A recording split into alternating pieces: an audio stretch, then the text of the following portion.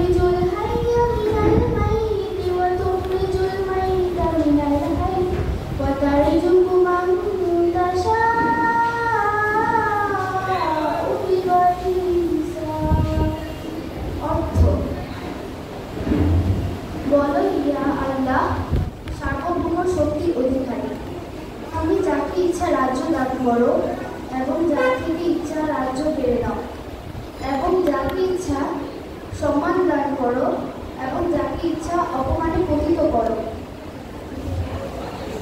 সমস্ত কল্যাণ তোমারই হাতে। নিশ্চয়ই তুমি সর্ববিষয়ে ক্ষমাশীল। তুমি রাতকে দিনের ভিতরে প্রবেশ করো এবং দিনকে রাতের ভেতর প্রবেশ করো। তুমি নিষ্প্রাণ বস্তু হতে প্রাণবান বস্তু বের করো এবং প্রাণবান হতে নিষ্প্রাণ বস্তু বের করো, আর যাকে ইচ্ছা বেহিসাব রিজিক দান করো। আসসালামু আলাইকুম।